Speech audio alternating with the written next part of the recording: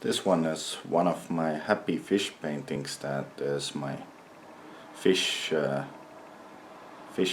theme series that I do, and I invented those fish originally as a board cutout. So I made a fish-shaped cutout of board material and painted on them as in shape of fish. They were fish paintings in fish shape, but later on I began doing drawings of them, and here is one of my paper cutout fish artworks that I made into the same series.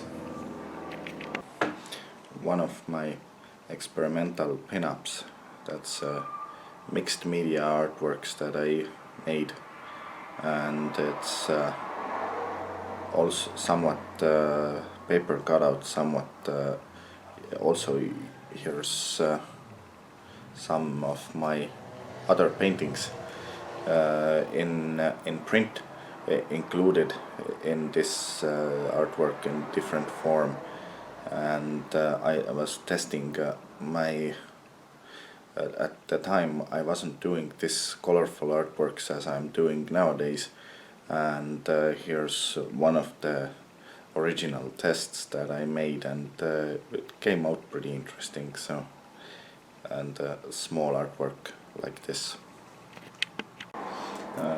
One of my very small, well, I have some smaller, but one of my smallest artworks that I have, it's a painting and somewhat mixed media artwork. It's like contains some reproductions of my other paintings. It's containing 3 different paintings that I have also in bigger format paintings, but I used small reproduction here as components to this artwork, and I painted them together in this form, so it's like a mixed media artwork.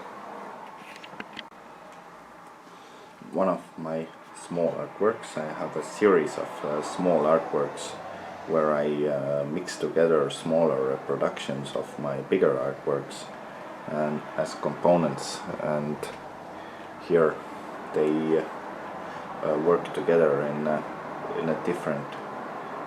different way. So I made a series of this kind of artworks, and these became as like leads to which I am doing today, and nowadays I'm making colorful artworks, and it's colorful, vibrant colors have become almost to my trademark. So I like doing these, and here I have a first premonition of these. One of my small pinup, and somebody nicknamed those small paintings which I make into these are actually not only painting, they are mixed media artworks. They are like collage a bit, and they contain reproductions of my bigger paintings, and somebody nicknamed those candy boxes, and I think it's pretty funny and a nice comparison. So yeah, so I like that, so I call it the Candy Box series ever after. And this one I call it the Breakthrough, and this painting here in this end is a small reproduction of which I painted into a different way, which I call the Breakthrough, and it's like working the subject of a breakout or breakthrough. So I made one small version into my candy box series as well. It's not exactly a candy box, it's a composition board or something for hard board for painting, but somebody nicknamed those candy boxes, so I call it the Candy Box series. This one I call a Jackson Pollock pinup, but it's one of my pinup takes, and I've done like this, somewhat inspired by Jackson Pollock's paint use, so but in a very small package. So it's like almost like a candy box, and I call it the candy box series. And I like doing those small artworks. I haven't done a few in a while, but